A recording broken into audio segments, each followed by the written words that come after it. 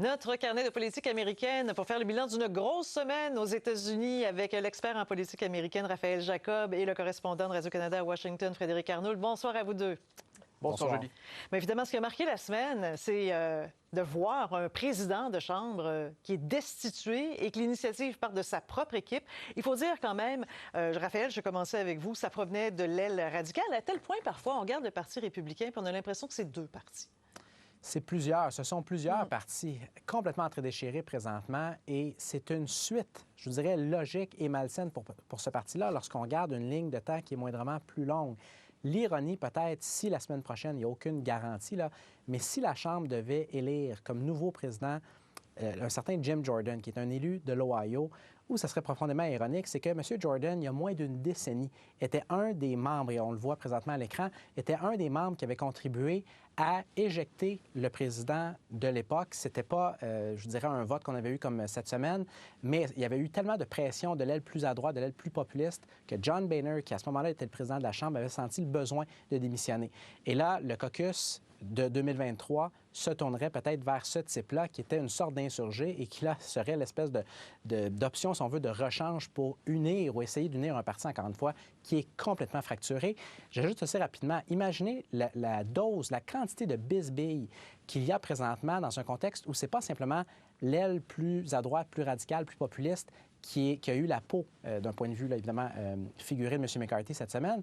C'est une alliance entre cette aile-là et la totalité des élus démocrates contre les souhaits de plus de 95 du caucus républicain qui, eux, ont voté pour maintenir M. McCarthy en poste aujourd'hui. Donc, encore une fois, beaucoup de fractures, beaucoup de doutes à savoir si ça peut être pensé par un seul homme. Pourquoi ça n'a pas passé? Pourquoi ils l'ont éjecté, Frédéric?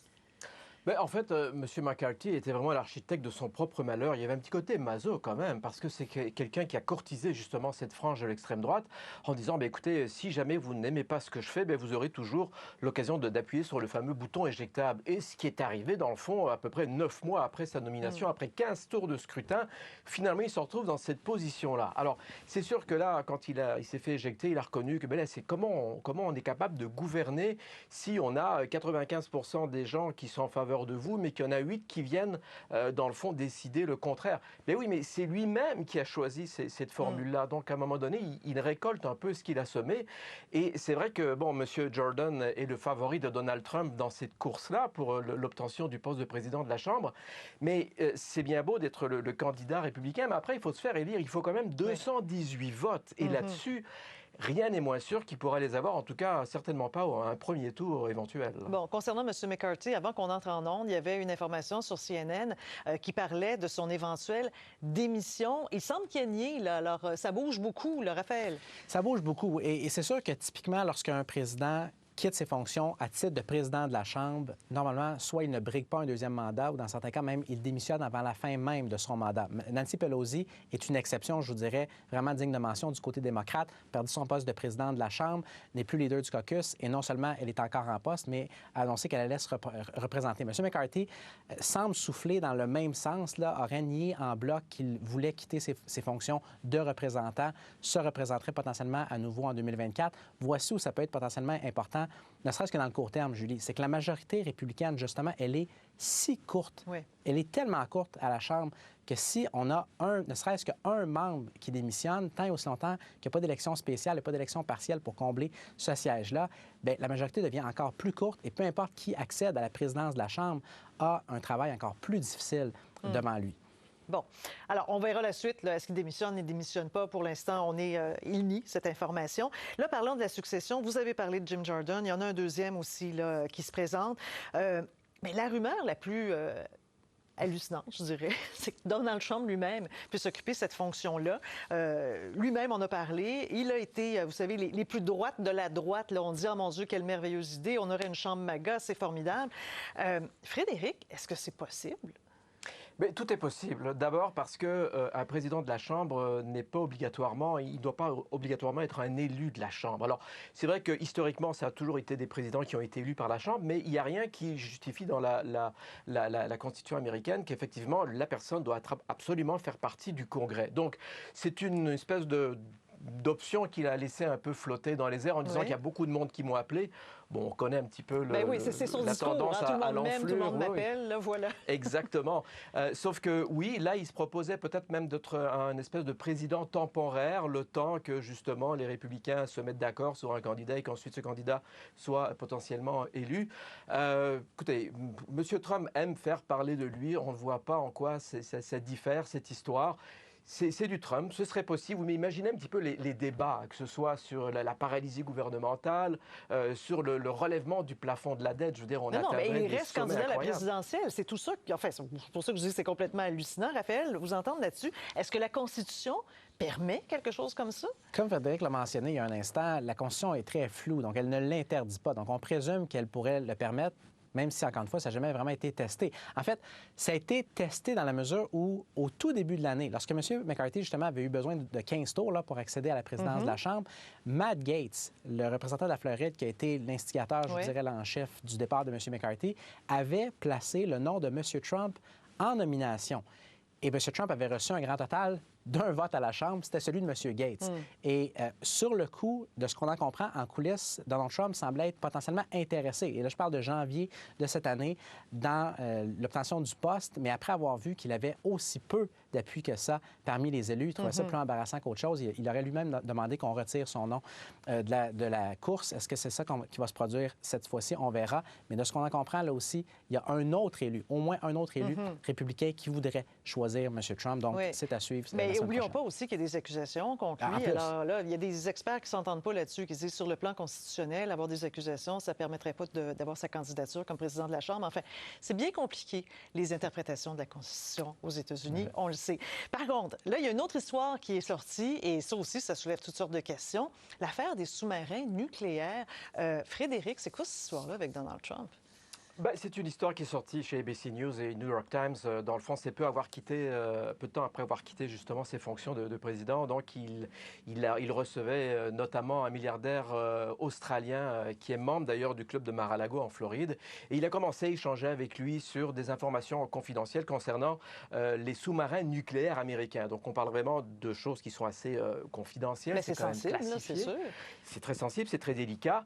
Et on parlait notamment entre les deux personnes d'échange d'informations en disant que, bon, il y avait voici le nombre d'ogives nucléaires sur tel et tel bateau. Alors, bon, peut-être que ce personnage, ce milliardaire, a décidé d'en parler à d'autres après. C'est pas tellement ça le problème. Le problème, c'est qu'encore une fois, M. Trump n'a aucune conscience, en fait, de la gravité d'informations parfois qu'il partageait comme ça. C'est pas un hasard, évidemment, que tous ces cartons étaient d'ailleurs à la vue de tous, quasiment dans le petit coin de Mar-a-Lago. Alors, encore une fois, ça vient en rajouter une couche un petit peu sur le côté, les dommages qui sont faits à la réputation de Donald Trump dans ce procès quand même qui va commencer en mai prochain en Floride avec ces fameux documents confidentiels qu'il avait gardés et qui étaient en contravention en fait avec les archives présidentielles, quoi qu'il en dise évidemment comme d'habitude. Mais c'est quand même encore une fois, on a l'impression que c'est toujours de plus en plus gros, mais c'est ça Donald Trump en fait. Mais oui, il et ce n'est qu'un des procès. Parce que là, il y en a plein d'autres aussi. Alors, l'idée d'avoir essayé de renverser des résultats électoraux et ce qu'on a vu cette semaine, la cause au civil, Raphaël, où il risque énormément parce qu'il risque sa fortune, il risque son entreprise. Et on a vu un Trump très agressif cette semaine, à un point tel que le juge a été obligé de dire, là, vous allez faire attention à ce que vous dites. Je ne vous permets plus de parler de mon personnel en cours. Absolument, très agressif et très présent. Parce que lorsqu'on parle de toutes les autres causes de nature criminelle, d'habitude, c'est de ça dont on parle là, depuis les derniers mois. Dans ce cas-ci, c'est une cause au civil à New York, mais pour laquelle M. Trump a senti le besoin, tout au moins la sagesse, et je le mets en guillemets, d'être présent. Et non seulement il était présent, il était extrêmement vocal à un point tel où il s'en est pris à répétition à plusieurs des acteurs de ce procès-là, incluant un des membres, plutôt une des membres du personnel du juge. Suite à ça, le juge en question lui a carrément interdit, là, le sommé, de ne plus commenter quoi que ce soit par rapport à son personnel. Et connaissant justement le personnage de Donald Trump, voici comment il a réagi. Moins de 24 heures après avoir reçu cet ordre formel du tribunal, qu'est-ce qu'il a fait? Il est sorti publiquement contre qui? Contre la procureure générale de l'État de New York qui avait amené la poursuite en question contre lui. Autrement dit, il est allé jouer là sur la ligne parce que le juge lui avait interdit quoi? De ne pas s'exprimer contre les membres de son personnel. Donc, il s'est exprimé contre une autre actrice extrêmement importante dans ce dossier-là, mais qui, techniquement, ne se rapporte pas au juge qui est affairé à la cause. Donc, encore une fois, c'est du Donald Trump tout craché. Bon, on va parler maintenant du président Biden. Là, Frédéric, expliquez-nous ce qui se passe. M. Biden, c'était pas quelqu'un qui était pro-mur là, à la frontière. Pourtant, maintenant, on relance les travaux qui avaient été entamés là, sous Donald Trump. Il a l'air mal pris, il a l'air coincé là-dedans, lui. Ben oui, parce qu'en fait, une des premières décisions de Joe Biden, en tant que président, c'était de mettre fin justement à l'utilisation des fonds d'urgence pour la construction de ce fameux mur que Donald Trump voulait ériger à la frontière avec le Mexique. Alors, là, hier, effectivement, on annonce que il y a des fonds qu'il faut utiliser. Et là, c'est vrai que M. Biden était un peu pieds et poings liés avec cet argent-là parce que ce n'est pas quelque chose qu'il pourrait utiliser pour une autre enveloppe budgétaire. Donc, ce qu'il dit, évidemment, c'est qu'il est coincé. Il n'a pas le choix de dépenser ces fonds-là. C'est sûr qu'en même temps, c'est un peu le talon d'Achille, hein, tout ce qui est frontière, immigration pour M. Biden. Alors, peut-être ça va l'aider un petit peu, cette affaire-là, en disant, regardez, finalement, je construis, même si ce n'est pas l'argent avec lequel je voulais faire. Mais c'est vrai qu'il y a un véritable problème, et ces problèmes-là de la frontière commencent à déborder chez ses collègues démocrates, que sont les gouverneurs et maires de grandes villes comme Chicago, New York et ailleurs, où on voit ces gouverneurs des États du Sud qui sont républicains, qui envoient justement ces migrants-là chez eux. Ça commence à être des bombes vraiment démographiques et socio-économique. Oui. Alors là, pour lui, ça l'aide un peu, mais jusqu'à quel point, on verra. Oui, mais c'est ça, Raphaël, le mot de la fin là-dessus, parce que finalement, il avait l'air coincé, légalement, juridiquement pris avec ça, mais à quelque part, peut-être que ça va lui profiter d'être coincé avec ça sur le plan politique. Oui, dans un sens, Julie, il faut réaliser que s'il avait l'air coincé, M. Biden, c'est qu'il est coincé et que la pression ne venait plus, un petit peu comme Frédéric vient de le mentionner, que du parti adverse, mais de plus en plus de son propre parti. Frédéric mentionnait les villes de New York et de Chicago. Vous savez où se trouvait le maire de New York cette semaine? Au Mexique, en Équateur, est allé jusqu'en Colombie, à 4000 kilomètres de sa ville. Pourquoi? Pour plaider auprès des populations locales de ne pas venir aux États-Unis. Quand on est rendu dans une situation où c'est le maire démocrate de la ville de New York qui sent le besoin de faire ça, c'est que politiquement, à la Maison-Blanche pour M. Biden, c'est un dossier qui est rendu particulièrement explosif. Donc, la construction du mur, il faut l'interpréter dans ce contexte-là. Merci beaucoup pour ce bilan de la semaine à vous deux, Frédéric, Raphaël. Belle fin de semaine. Merci. Au revoir. Au revoir.